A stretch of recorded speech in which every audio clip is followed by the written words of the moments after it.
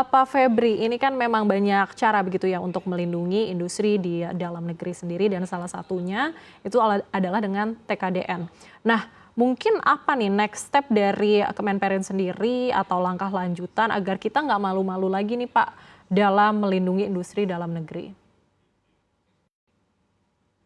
Baik, perlu diketahui bahwa program TKDN itu adalah salah satu instrumen untuk penguatan atau pemenuhan struktur demand manufaktur, yakni bagian dari demand melalui belanja pemerintah. Jadi pemerintah butuh barang-barang manufaktur seperti mobil dinas, ATK, alat tulis, printer, kulkas, permadani dan segala macam, gitu ya. Itu melalui program P3DN, penggunaan produk dalam negeri, diharapkan itu ada menciptakan demand bagi produk manufaktur. Dan itu demand itu tidak diisi oleh produk impor. Nah, kalau ada demand yang tercipta karena program P3DN itu diharapkan bisa menggerakkan roda industri, menaikkan utilisasi industri, dan juga menggerakkan semua rantai pasok yang ada di dalam ekosistem industri untuk memenuhi kebutuhan pemerintah tersebut. Dan sebenarnya selain dengan konsumsi pemerintah, kita juga punya banyak instrumen untuk melindungi industri dalam negeri. Misalkan soal impor, kami di Kementerian Perindustrian tidak anti impor, tapi kami bisa menerima impor sepanjang memang produk impor tersebut, terutama produk jadi tersebut, itu sudah belum diproduksi di Indonesia. Namun ketika produk tersebut produk yang menjadi kebutuhan domestik, baik kebutuhan rumah tangga, konsumsi swasta atau pemerintah atau juga untuk investasi itu dibutuhkan dan industri dalam negeri belum bisa memenuhi itu atau bisa memenuhi sebagian, maka keran impor bisa dibuka. Tapi ketika keran impor dibuka itu jangan melebihi demand, begitu. Jadi kalau misalkan demand dalam negeri itu 100 ya, seperti yang saya bilang tadi, demandnya 100 ya. Supply dari dalam negeri, dari industri dalam negeri itu misalnya 80, ya, impornya jangan 80 juga begitu, karena itu impornya itu akan melebihi kebutuhan. Nah, dalam konteks itu maka perlu pengendalian impor yang instrumennya itu ada LARTAS, larangan terbatas, ada LS, ada border, ada juga kita ada instrumen non tarif barrier yang bisa kita pakai. Juga ada TKDN begitu. Nah, selain dengan instrumen kebijakan itu yang juga Kemenperin akan koordinasi dengan berkolaborasi dengan kementerian lembaga lain untuk melindungi industri dalam negeri. Kementerian Perindustrian juga mendorong ada program untuk meningkatkan daya saing produk industri dalam negeri, terutama untuk bisa bersaing di pasar dalam negeri, misalnya program halal.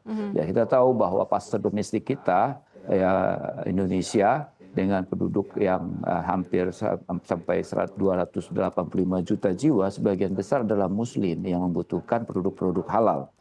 Ya, begitu juga dengan ada program transformasi industri hijau. Ya, di mana sekarang pasar, terutama pasar domestik atau juga pasar ekspor itu mulai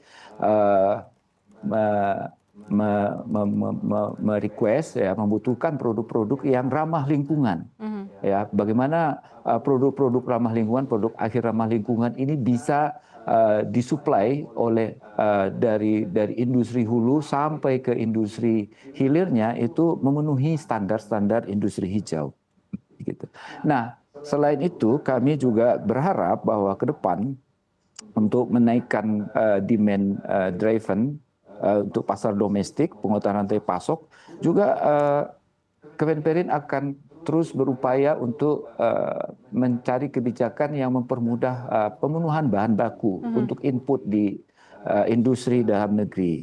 Kemudahan bahan baku ini penting, terutama sebagian dari industri kita itu membutuhkan bahan baku impor.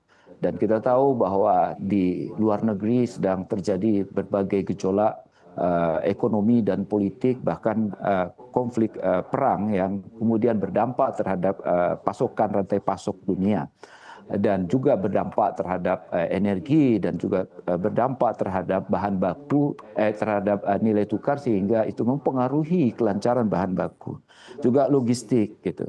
Dan begitu juga Kementerian Perindustrian bersama dengan kementerian lain berusaha untuk memperkuat salah satu komponen penting dari rantai pasok ekosistem industri, yakni adalah pekerja industri. Kami memiliki berbagai program untuk peningkatan upskilling,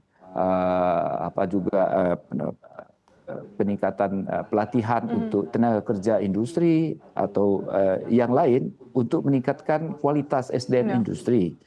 Dan juga ada program untuk meningkatkan kredit usaha untuk industri kecil menengah, industri menengah yang memiliki pekerja yang banyak, sehingga ketika mereka mendapatkan kredit tersebut untuk restrukturisasi mesin atau juga untuk modal usaha, mereka bisa berproduksi kembali dan bisa menyerap tenaga kerja lebih banyak, dan juga mempertahankan pekerja yang.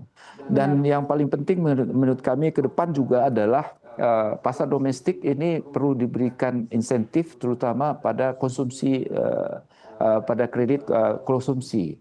Ya, kita berharap bahwa suku bunga konsumsi atau itu juga berharap bisa lebih mudah gitu ya, diakses oleh masyarakat, sehingga mereka bisa mendapatkan barang-barang atau produk industri. Nah, ini penting juga penguatan pada lembaga pembiayaan yang memberikan kredit pada masyarakat. Oke.